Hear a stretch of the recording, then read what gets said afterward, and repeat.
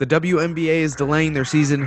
NBA players get together to play 2K. The Basketball Hall of Fame class of 2020 is announced. But first, Wimbledon. This is Beyond the Stats with Zack and Tanner.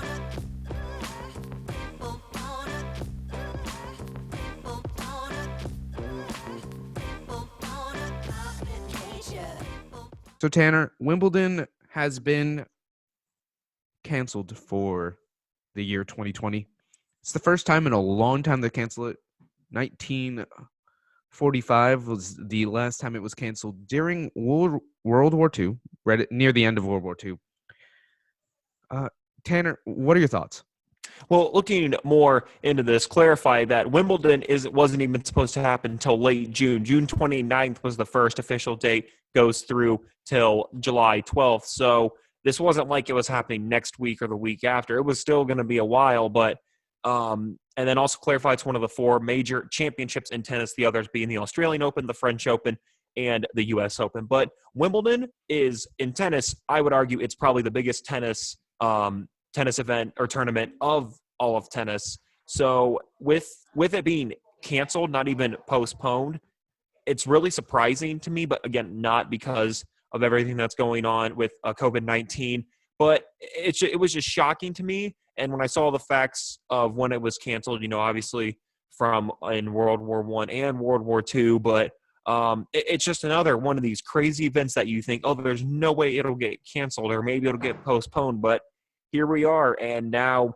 Wimbledon being canceled. So I'm shocked by it. I've heard a lot of the major tennis players are actually surprised by this, but they know that it's in the best interest to stay healthy. They did the right thing. Tennis did the right thing, even though it's all the way out in June. We really don't know what's going on. And, I mean, the Olympics postponed for a year, and that's around the same time as Wimbledon, a little bit later, but around the same time. And I think Wimbledon, the people made the right choice. I think it's better just cancel it and just take off for a year and be safe than if they push it and they're like, I don't know. And then they end up playing and then it causes issues. Yeah, so I just want to say they made the right choice here in canceling Wimbledon, and I think we'll be a lot better off for it. And, one of the things that you said is that we don't know what's coming. I think that's a really important point. We don't know. I mean, this whole pandemic could end within a few weeks. It could be for the rest of the year. But that's, I think, the important thing that people need to know. Obviously, a lot of athletes in all sports, but for Wimbledon, and this I know, there were a few players that had publicly stated that they were frustrated that we don't even know what's going to happen with this. But the point that you brought up is right on the money, is that we don't know where this is going to go or how long this is going to last. So agree. I think it's the right decision to cancel this because it's in the best interest for not just the players, but for the fans, but for, officials and everyone basically. So no, I agree with your point right on the money that I think just going and canceling it because we don't know what's coming is really important.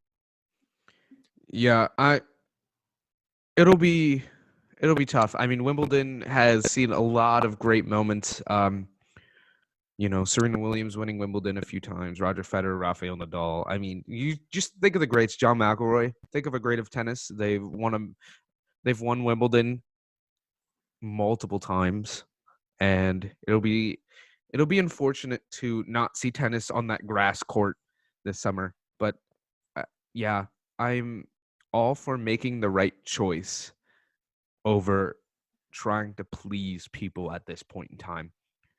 We're going to wrap this one up and step aside, and then we'll be back with talking about the WNBA delaying their season when we return. This is Beyond the Stats.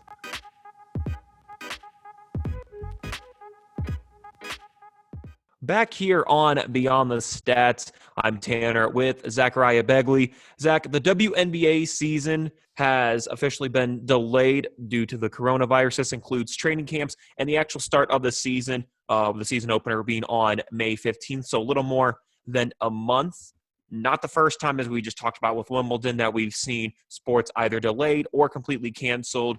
What are your thoughts about this? Wimbledon was kind of later on, but the WNBA season is starting to approach here soon. What are your thoughts about the season being delayed?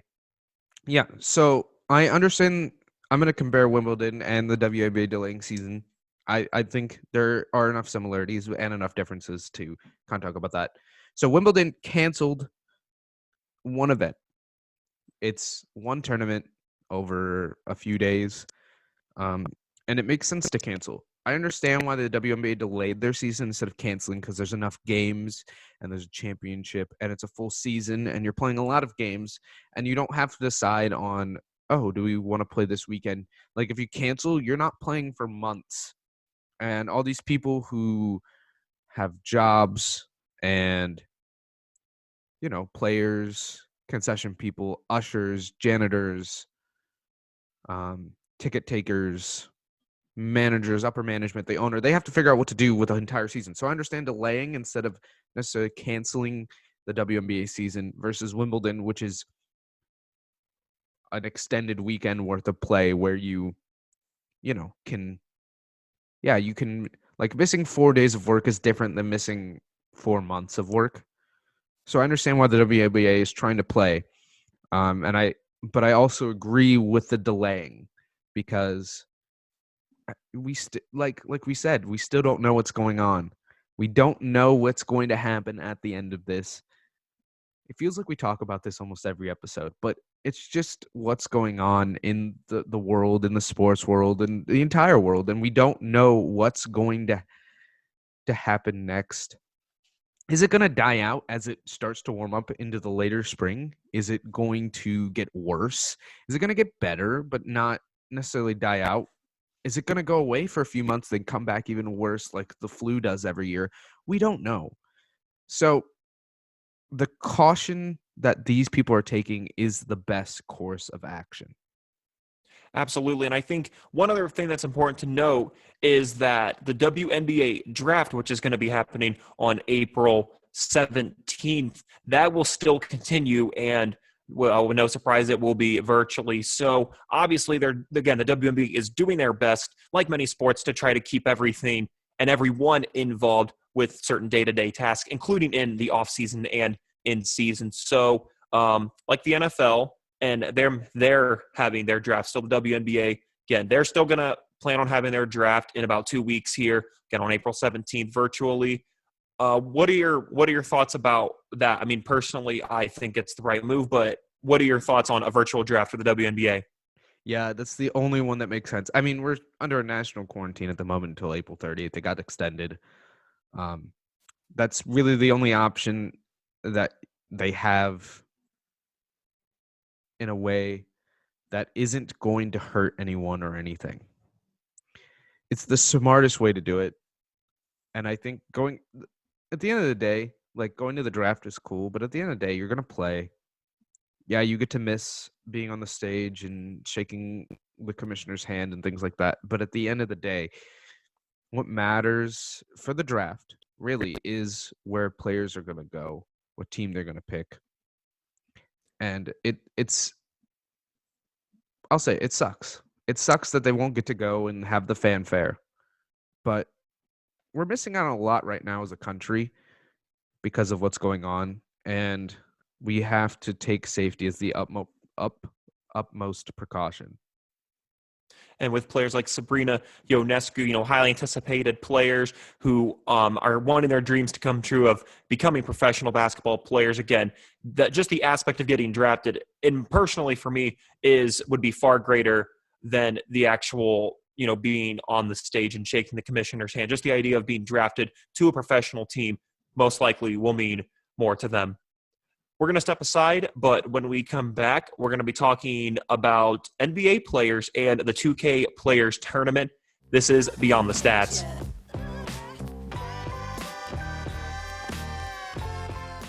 Zach Begley here, joined by Tanner Camp and special guest Benjamin Cotton on Beyond the Stats. We got Benjamin here for our last two segments of the day. Ben, thanks for joining us. Hey, thanks for letting me be on the show, man. I've been watching a couple of them, and it's been fun to watch. So I had to dip in just a little bit. I had to ask, can I please be a guest? I want to do something during this quarantine, man. Yeah, makes total sense. So we're going to be talking about the NBA Players 2K tournament here right now. and it was the first four of the games for the first round were on last night, and there'll be some more tonight, and then on Sunday as well. Yeah, we'll break it down by game, starting with the Kevin Durant and Derek Jones Jr. game. That was probably the closest game of the night. Yeah. I think both of you would agree with that. What are your thoughts on that one particularly? Well, I would say that it was a great first round matchup, Kevin Durant and Derek Jones Jr. With the format, because I wasn't sure how it was going to work, but with the idea of you pick 8 teams and you pick one, and once you use them, you can't. So obviously we saw a lot of the Milwaukee Bucks. We saw a lot of the Clippers. So Kevin Durant choosing the Clippers and then Derek Jones Jr. choosing the Bucks. I thought it was an interesting matchup. I thought Derek Jones Jr. definitely utilized Giannis as he should have. He's arguably one of the best players to use in that game. And it was close for a while, but Kevin Durant near the end just could not find a way to get big plays. And with Derek Jones Jr., he utilized Chris Middleton as well, knocking down big shots when he needed to. Ben, you know all about the 3-point game. But in particular for you, what was your favorite part? The first game of a kind of different format that we've really ever seen, especially on a channel like ESPN. I'm curious about your thoughts as well. Yeah, honestly, I didn't go in expecting anything. I wasn't sure how this format was going to work, but I liked it. I mean, I went back to the highlights just to double take, and something I noticed is just like, especially when you're playing 2K, you like if you're not hitting the open shots, it's going to be tough. So like right now, Derek Jones Jr. is looking good with Giannis because you can get to the rim very easy. Crafty, you can get to the rim, dunk on people. But if Chris Middleton or like let's say Dante DiVincenzo are hitting their shots, Brook Lopez not hitting the shot, it's gonna be tough on them because like Kevin Durant could have shrunk the court, but if Middleton's hitting shots like that left and right, it's gonna be hard to stop the Bucks. Yeah, I'm going to talk a little bit about the format in general, though. I think it was the correct format. I'm glad they didn't try to have a commentator or something to try to describe the gameplay. Like they allowed the players to give their reactions and just show the gameplay, and then also they had the things in between with like players joining in and like this like dribbling drills and things like that, and ways to keep people in shape during this time and work on their basketball game. I really like that. Also, the one thing is the only game that I felt like the players gave enough for their honest reaction was the game between Pat Beverly and Hassan Whiteside. I thought the other 3 games were a little quiet. But that Pat Beverly Hassan Whiteside game was really interesting to me. I mean, they were talking a lot of trash talk, and Pat Beverly was being Pat Beverly, but it was really fun to watch some of that trash talk to kind of see how players were, to kind of see the reaction to the gameplay a little bit in that one. And I was going to say, I think if you know Pat Beverly enough and his gameplay in the actual NBA, that's the type of style that he plays, and it showcased in 2K. I was very curious for him, especially of how he took 2K. And then going with the other games really quick, though, I know as someone who plays 2K, sometimes when you're in the zone, it's really hard to want to have to entertain other people with talk. Like if you're in that zone, especially when you're down and you're losing and nothing's going your way, you're frustrated. So, but seeing guys like Pat Beverly, easily the most entertaining of the 8 players that played yesterday. So it was good to see him with that. Again, Ben, I know you and I talked a little bit, and that was really entertaining. What were kind of some other highlights, with Pat Beverly, but also, Hassan Whiteside, Trae Young absolutely dominated Harrison Barnes in his game. What kind of other highlights did you notice from watching those games? Yeah, that Trae Young game was that was a tough one for Harrison Barnes. I mean, he was just out of it as soon as the tip-off happened. He was like, talking about himself. He's like, man, I'm trash. I was like, come on. Like he was that confidence early. It's gonna be hard to come back in 2K or even in real life. And going back to Pat Bev, man, he was down in the first quarter, and he just had that quiet demeanor, just chipping away. Then he got like a 10 or like 12-point lead. He's like, I can taste it or I can smell it, and that's when he got that confidence. And next thing you notice, he flew off with it, and it was just crazy to see. But like that's a part of 2K though. Like you understand, when 2K, this game of runs, you can get hot quick. Sometimes it just takes maybe 2 or 3 layups, and next thing you know, you're hot. You're hitting threes, you're getting fast break points. You just gotta hit your spurts in the right time. Yeah. Right before we wrap up this segment, real quick, based off of the games that played, who are your favorites to win? Who's your favorite to win the entire thing? Well, I have to go with a personal one in Domantas Sabonis. I got to represent. I'm a huge Pacers fan, so I got to go with him. But I just say that. But in terms of from players that I saw, I really like Pat Beverly's style. I mean, just like in his real game, aggressive defense, really trying to push the ball and the pace. In terms that we haven't seen, I think Devin Booker, but I've also seen him play a bit. I think he'll be a really good contender, but it'll for how he plays when his game comes tomorrow. He's going to be taking on Michael Porter Jr. So I'll be interested to see what team he picks and his style of play. But just from last night and seeing, I think Patrick Beverly has the best shot out of those players. Yeah, for me, I'm more excited to see De'Aaron Fox play because I remember back in his Kentucky days, they talk about how much 2K he played. They're saying that he plays like 3 to 4 hours before college games or stuff like that, just throughout his whole college career. But if we're going by guys we've seen, I like Trae Young. I'm not sure if Trae Young is very good or Harrison Barnes was very bad. So that was only that was the only part I couldn't tell. So I was like, I don't know. But I do agree with Tanner about like just Pat Bev's style, and plus he's a trash talker. That's to make it more entertaining. But I think I'm leaning towards Trae Young here. Yeah. Real quick, I think I might go with DeAndre Ayton. He's pretty notorious or famous for being really good at 2K. But I think I wouldn't be surprised that the final is like Devin Booker, DeAndre Ayton, and it's two Suns players going at it. But I'm not sure. But I think I'm gonna go with DeAndre Ayton for now. All right, we're gonna step aside and be back and talk about the Hall of Fame when we return right here on Beyond the Stats. Welcome back to Beyond the Stats. I'm Tanner Camp along with Zachariah Begley and special guest Benjamin Cotton. So, guys, the Hall of Fame officially announced all of the class of 2020 future inductees. Zach, you have the list and you have kind of the big names. Why don't you tell us who is getting inducted in the class of 2020?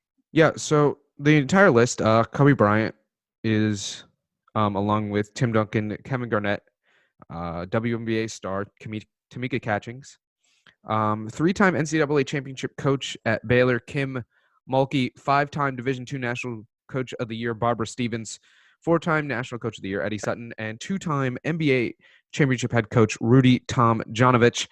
Those are the list. That's the list. We'll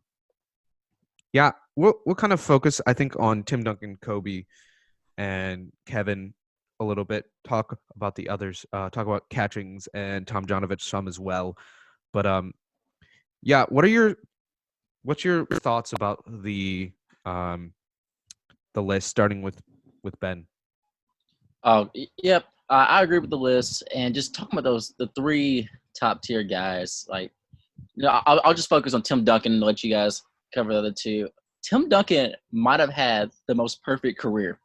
I know it sounds crazy, but he went to the playoffs every single season of his career. They won 50 games every season of his career, except for one, and that was the lockout year when they only played 50 games. So Tim Duncan is a bona fide winner. He has 5 rings, only lost 1.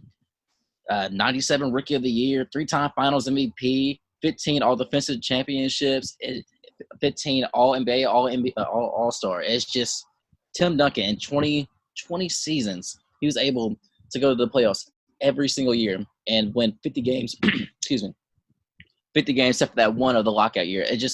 That might be. I'm not calling him the greatest, but that might have been the best career we ever seen in the NBA. And Benjamin, you were spot on the money with Tim Duncan. He did it so quietly, might I add, too. I mean, Nick, one of the nicknames, the Big Fundamental, for a reason. Just a simple player, but so effective for his entire career. I want to focus on Kevin Garnett. His career, his 2 main teams by far, obviously the Timberwolves. Just a kid in high school coming into the NBA, and I mean, honestly, you see them and you see him and the impact he makes, you're not really sure, but he comes in and just dominates arguably the best Timberwolves player, leads in so many categories. I believe he's the only player to lead a franchise in points, rebounds, assists, steals, blocks, numerous amounts of categories. He single-handedly also took them to the playoffs by themselves. At that point, was their first time ever making the playoffs. And then don't forget about his time in Boston, leading that team in 2008 to a championship. So his career has just been all about him. And he's just a hard worker. And he's an attacker. I mean, he attacks to go after rebounds to get his points. I mean, when he goes up to the rim, he's going to finish strong to let you he's going to make a statement for himself.